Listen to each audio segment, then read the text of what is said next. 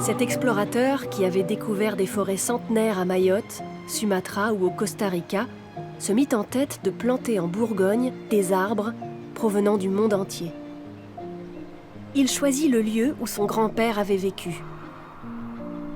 Les bocages avaient été arrachés, les forêts rasées, les espaces sauvages éliminés. Ces 2 hectares de terrain nu constituaient une enclave au milieu de la Bresse. Il se disait que, parmi les milliers de graines qu'il avait rapportées, certaines résisteraient au réchauffement climatique.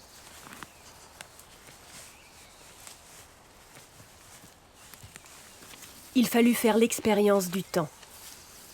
Planter une forêt prendrait des années. Les débuts furent difficiles. Rien ne poussait. Aussi, Fabrice Desjours s'inspira de la forêt alentour et planta des bouleaux, des chênes, des saules, des érables. Ces arbres fertiliseraient la terre et protégeraient les boutures contre le vent. Ils prépareraient le terrain afin que les espèces comestibles puissent grandir. 10 ans plus tard, chaque mètre carré était saturé d'espèces extravagantes. Aux Comores, on lui avait enseigné la cueillette des écorces, des fleurs, des feuilles. En Bourgogne, il ramassait la fleur de sauge ananas, les fleurs de yucca, les tubercules d'éliantie, la ciboule de Chine à goût de noisette et le plaque minier d'où pendaient des kakis énormes. Tout ce qui poussait se mangeait.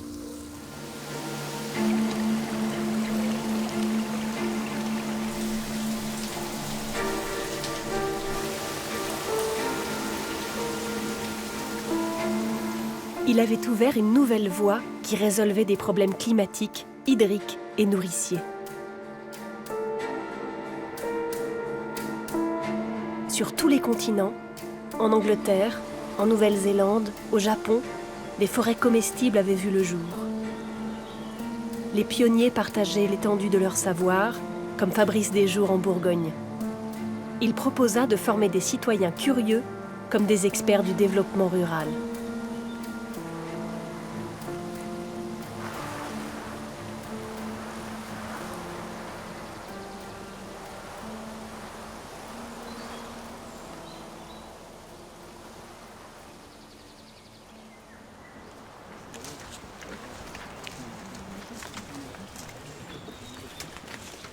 Vous êtes dans le jardin expérimental de l'association et donc on est dans ce qu'on appelle une agriculture invisible. Alors, je vais vous présenter un petit peu les plants. Est-ce que vous reconnaissez certains des végétaux qui nous entourent là? J'ai entendu des noms. Vous connaissez, les gratrons. Les gratrons, ouais. Si vous venez la semaine prochaine, ou évidemment dans 2 mois, mais même la semaine prochaine, ça aura grandement changé en fait. C'est une espèce de spectacle et en réel, il y a plein de choses qui sont complètement dissimulées que vous ne voyez pas à certains moments. Là, par exemple, il y a le lazarum nord-américain qui nous permet, avec les racines, c'est un condiment un peu comme du gingembre. C'est un jeune plant, il est tout petit encore. Alors, vous arrivez dans un endroit qui est pour moi plutôt un jardin-forêt un peu savane, clairsemé. Il y aura toujours des entrées de lumière copieuses ici, puisque les arbres les plus hauts sont des formes plutôt basses de pommiers. Si vous voulez goûter, je peux vous faire goûter l'Autunie des Marais qui est présente là, qui a un arôme assez particulier, assez incroyable, qui plaît beaucoup aussi aux restaurateurs, et surtout au niveau des racines. Les racines un petit peu brossées, coupées finement et incorporées à une salade de tomates, c'est juste extraordinaire. Si vous voulez le faire passer ou goûter, il y en a plein. Mais...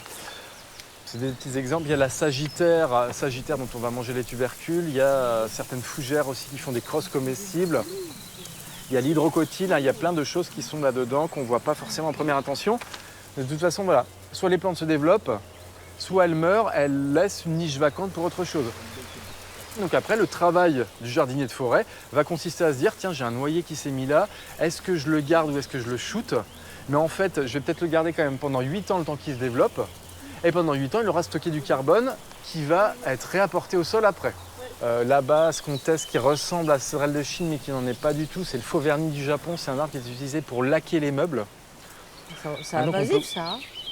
Toxique aussi. C'est toxique surtout, ouais. C'est toxique et allergène, donc il faut le manipuler avec des gants. Des voies ferrées.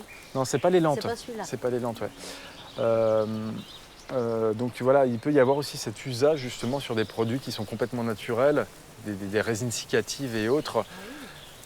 C'est pour ça qu'on peut complètement repenser le monde à partir de ces productions de ce jardin-forêt, ça c'est sûr. Et en production locale, sans intrants. Et en respectant le flux de l'eau. Voilà, la limite de la parcelle, ce sont les grands arbres que vous voyez au fond. Il avait découvert un fabuleux trésor. Ces plantes bizarres et ces arbres étonnants s'étaient parfaitement déployés dans sa forêt qui s'étalait sur 7 étages. Le sous-sol, les marécages, les buissons, les différentes hauteurs d'arbres, les plantes grimpantes, la canopée. C'était la preuve qu'il pouvait s'adapter au gel extrême comme aux canicules sans fin, aux pluies diluviennes comme aux périodes de sécheresse.